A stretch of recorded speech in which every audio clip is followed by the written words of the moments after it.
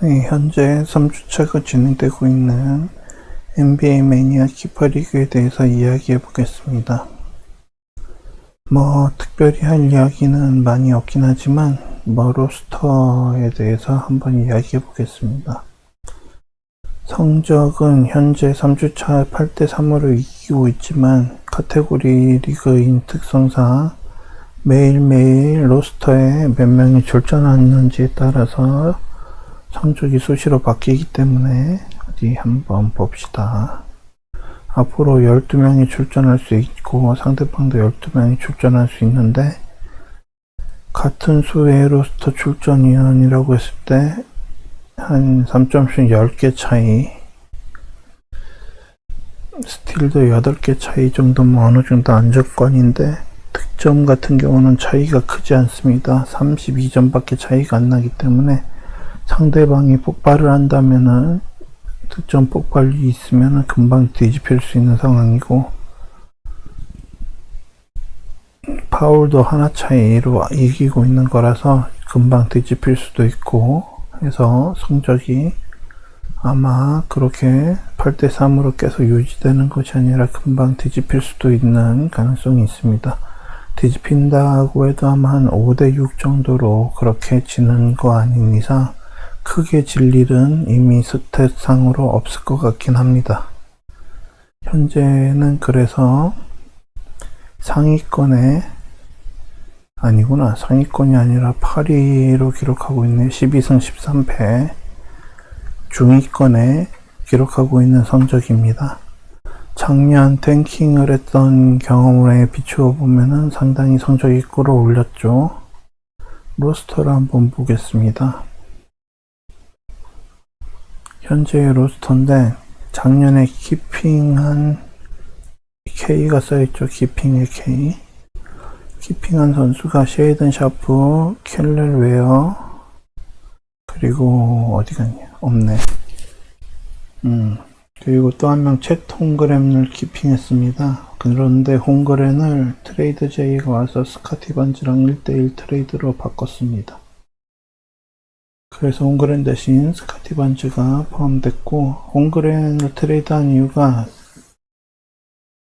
올해까지는 키핑이 가능했지만 이제 내년부터 셀러리가 재계약으로 인해서 팍 뛰기 때문에 홍그램을 더 이상 키핑으로 데려갈 수가 없게 되어서 스카티 반즈 제이가 왔을 때 홍그램보다는 반즈가 포지션이 하나 더 많기도 하고 켈렐 웨어를 믿었습니다. 그래서 자렌 잭슨 주니어와 켈렐 웨어 2명밖에 없나 센터가? 이렇게 2명으로 센터를 버텨나갈 계획이었는데, 켈렐 웨어가 작년에 비해서 크게 성장을 하지 못하고 대신 최근 경기는 잘했네요. 이 정도로 더블을 해주는 스탯을 기대했었는데, 그동안은 막 7득점 4리바운드, 0득점 7리바운드 막 이런 어마어마하게 형편없는 스탯을 보여주면서 저의 기대치를 그렇게 크게 만족시켜주지 못했기 때문에 살짝 불안한 감을 가지고 있습니다.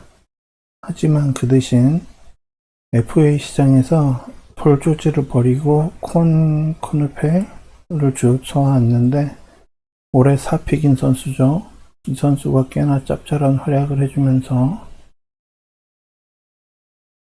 20득 11리바, 24득 6리바 막 이렇게 득점도 폭발해주면서 꽤나 좋은 활약을 해주고 있습니다.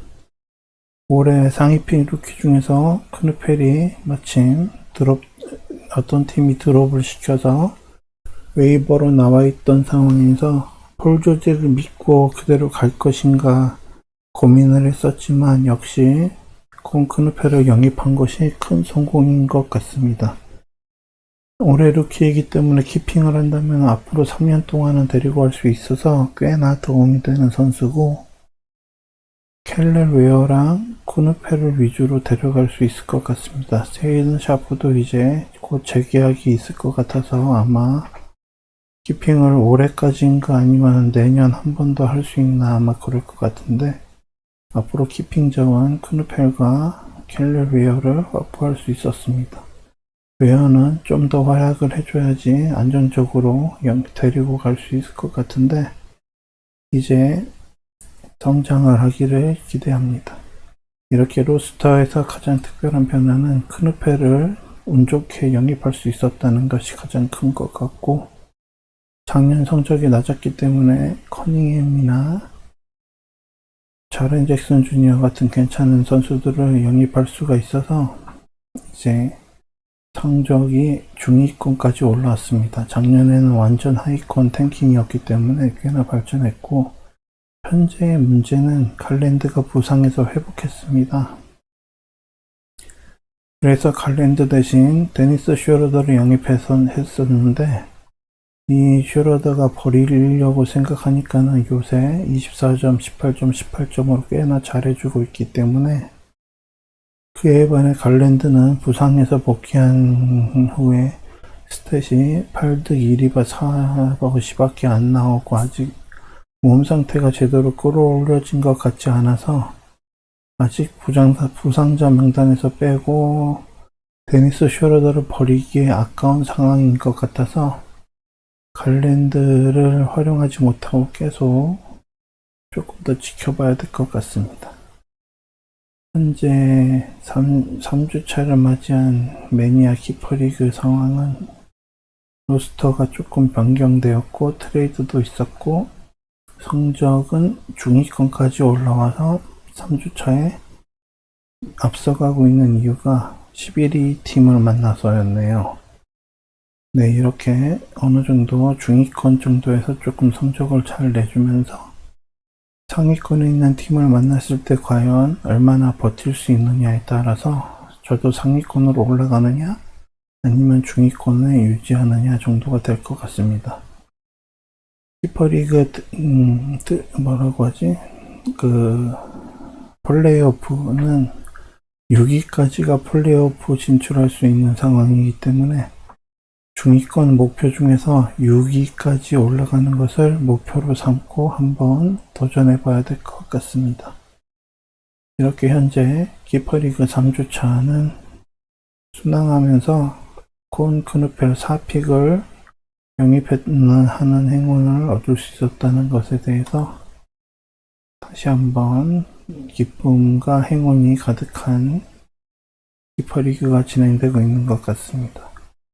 이렇게 현재 키퍼리그 3주차에 대한 이야기를 마쳐보도록 하겠습니다.